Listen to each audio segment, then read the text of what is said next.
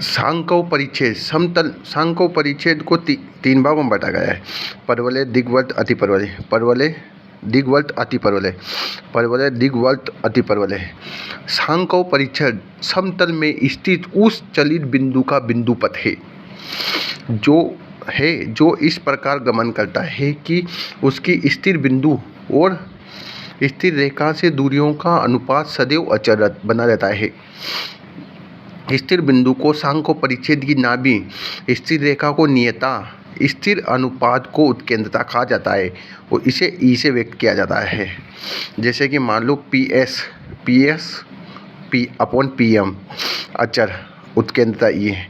ई का मान 1 आया तो परवलय, ई लेस देन 1 दिग्वल्त, ई ग्रेटर देन 1 तो अतिपरवलय, ई बराबर 0 तो व्रत। जैसे कि यहाँ से ये कोई भी चलित बिंदु का बिंदु पथ, ये स्थिर बिंदु है, इन और ये स्थिर रेखा, इन दूरियों का अनुपात कितना होगा? एक अचर रेखा, ये भी 2:1, ये भी 2:1, ये भी 2:1, 1 2:1, फिर इनसे मिलकर एक परवलय बनेगा। व्यापक द्विघात समीकरण a² + b² + 2hx + 2gx + 2fy + c = 0 सरल रेखा का युग्म निरूपित करेगा अगर डेल बराबर 0 हो, या abc + 2fgh -af² - bg² - ch², या abc happy girlfriend, happy boyfriend, happy girlfriend, happy boyfriend, happy boyfriend, girlfriend college की। ये है किसके? सरल रेखा युग्म को प्रदर्शित करने के। डेल बराबर 0, ये कंडीशन। व्रत बराबर डेल का मान नॉट इक्वल टू 0, ए बराबर बी होना चाहिए, नॉट इक्वल टू 0 होना चाहिए, एच का मान 0 होना चाहिए।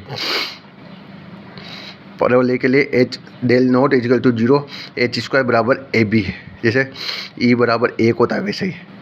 दिग्वल्त के लिए del not equal to 0, h² less than AB, जैसे ई लेस देन 1 वैसे ही। अतिपरवलय del square not equal to 0, h² greater than AB, del square not equal to 0, h² बराबर AB होना चाहिए इसके लिए, जैसे, और a + b का मान भी 0 होना चाहिए इसमें। आयत अतिपरवलय में क्या होता है? a + b का मान 0 होना चाहिए। आयत अतिपरवलय में एक कंडीशन है बस, a + b का मान 0 होना चाहिए। अब पढ़ेंगे परवलय के बारे में। परवलय में क्या है? एक स्थिर बिंदु और स्थिर रेखाओं से दूरियों का अनुपात, एक चलित बिंदु का अनुपात क्या होता है? 1 अचर रहता है। इसे ई उत्केंद्रता कहते हैं। परवलय की परिभाषा है PS = PM। परवलय का अक्ष, जब नियता से जब कोई भी रेखा नाभि की तरफ जाती है तो परवलय को जिस बिंदु पे का नाभि से जाती है तो उसे ही परवलय का अक्ष कहते हैं। ये परवलय का अक्ष है। परवलय का शीर्ष, जब नियता के लंबवत, जब नाभि से जाने वाली रेखा जब परवलय को जिस बिंदु पे काटती है उसे शीर्ष बिंदु कहा जाता है। नाभि जीवा, जब नियता से जाने वाली अक्ष को नाभि से जाने वाली जीवा नाभि जीवा कहलाती है।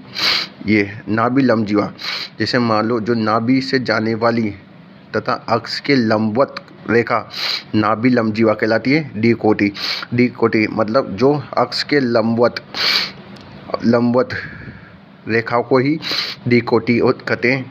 सब इसमें नाभि लंब जीवा भी आ जाएगी। अब मानक परवलय पढ़ेंगे। y² बराबर 4ax, y² बराबर पढ़ेंगे 4ax, y² है तो x की तरफ बनेगा है, ये x की तरफ बन गया। यहाँ शीर्ष बिंदु a बराबर 0, मूल बिंदु से जा रहे हैं। इसकी नाभि है, यहाँ पर a 0 है। यहाँ से यहाँ तक की दूरी कितनी है? a, ये भी a, तो ये x बराबर -a और a अक्ष x अक्ष है तो y बराबर 0 पर है समीकरण इसका। ये नाभि लंब जीवा की लंबाई 4 है, ये 2 है तो इसके बिंदु भी लिख लेंगे अपन, है ना। इसके बाद में y² बराबर -4x, तो माइनस है तो y² है तो x की तरफ भी तो बनेगा, पर माइनस है तो इधर खुलेगा। अब इधर x प्लस आता है तो x बराबर a, ये a है, ये इसका बिंदु -a 0 होगा, x अक्ष ही रहेगा, नियत है सरी। इसी प्रकार से y² बराबर अब आएगा एक्स स्क्वायर बराबर 4ay। अब एक्स स्क्वायर है तो y की तरफ खुलेगा, पॉजिटिव है तो 0a इसके नाभि के निर्देशांक 0 0 इसके शीर्ष, और ये अक्ष है y अक्ष होगा, और नियता इधर y बराबर -a होगी। इसी प्रकार से एक्स स्क्वायर बराबर -4ay है। ये इसमें क्या होता है, माइनस है तो खुलेगा तो x की तरफ, पर नीचे खुलेगा। ये हो गई a0 0, s बराबर 0a हो गया, अक्ष कौन सा हो गया, y अक्ष हो गया, नियता y बराबर a हो गई क्योंकि उधर पॉजिटिव है ऊपर। अब पढ़ेंगे सारणी। शीर्ष बिंदु y स्क्वायर 4x के शीर्ष बिंदु 0 0 इसके नाभि के निर्देशांक a0 नियता याद रखना, इसके विपरीत चिन्ह वाली नियता होगी। x अक्ष के घात की विपरीत चिन्ह वाली x बराबर -a होगी। अक्ष एक घात वाला होगा x अक्ष। नाभि लंब जीवा, जो नाभि लंब जीवा का समीकरण होता है वो x अक्ष वाला ही होता है, और जो सेम होता है वही होता है इसमें x बराबर a। नाभि लंब जीवा की लंबाई 4a होती है। नाभि लंब जीवा के सिरे ऊपर a, ये ऊपर a 2a, नीचे a -2a, क्योंकि इस पहले और छोटे क्वार्टेन में होंगे। इसी प्रकार से इसके 0 0 होंगे, या -a आ रहा है तो -a 0 आएंगे। अब नियता याद है ना, इसकी जो माइनस आ रहा है इसके विपरीत हो जाएगी, x बराबर a हो जाएगी। x अक्ष होगा, यहाँ x अक्ष है, और नाभि लंब जीवा की समीकरण x बराबर -a 4a माइनस इधर आएगा तो -a 2a -a इसके नाभि लंब जीवा के निर्देशांक हो गए। इस प्रकार एक्स स्क्वायर -4ay 0 0 हो गए, 0a नाभि के निर्देशांक हो गए। नियता इसकी y -a होगी, और नाभि लंब जीवा इसकी नाभि जीवा y बराबर a हो गई, 4a हो गई। y अक्ष इसका अक्ष हो गया, इसके निर्देशांक अब ऊपर है तो ये 2a होंगे, -2a होंगे। इसी प्रकार से माइनस का है तो नाभि में 0 -a हो गई। नियता इसमें नियता में क्या हो जाएगा, प्लस आ जाएगा, यहाँ पर y अक्ष हो गया। जबकि नाभि लंब जीवा के समीकरण में एक घात का तो माइनस आ जाएगा, 4a हो गया है। नीचे है तो नीचे 4 काटे में 4a 2a -a 2a। अब इसमें ये कौन सा अक्ष है, x अक्ष है, 2a y -a हो गया है। नाभि लंब जीवा के सिरे, अब देखो y स्क्वायर बराबर -4x है तो ये -a इधर, क्योंकि माइनस ही आएगा ये वाला, और 2a इधर -a ये वाला x अक्ष वाला, और -2a ये। इसी प्रकार एक्स स्क्वायर ये वाला है, तो मान लो ये कितना है, x अक्ष है 2a, ये y है a, x अक्ष है -2a और ये a।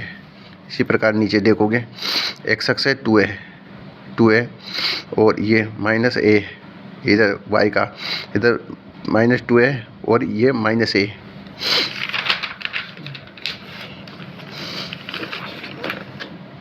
y square ax plus bx plus c दे रखा है, तो नाभि लंब जीवा की लंबाई डायरेक्ट निकल जाएगी, 1/a होगा, एक घातीय हो। इसी प्रकार ay square plus by plus c नाभि जीवा की लंबाई 1/a हो जाएगी। शीर्ष बिंदु हो गए -b/2a minus del upon 4a। शीर्ष बिंदु हो गए इसके -डेल 4a माइनस b/2a है, minus del upon 4a minus b/2 है। शीर्ष बिंदु हो गए, शीर्ष बिंदु -b/2 है, -b/2a minus b/2a minus b/2a। शीर्ष बिंदु याद रखना, जब y बराबर ax plus bx plus c दे रखा हो तो डेल है ना, डेल किस में आएगा, y के साथ, माइनस डेल 4 आएगा, यहाँ फिर a आएगा, यहाँ 2a है, यहाँ 4 है, और यहाँ b, यहाँ डेल। जैसे इसमें del 4a minus b 2a, यहाँ 4a, यहाँ 2a।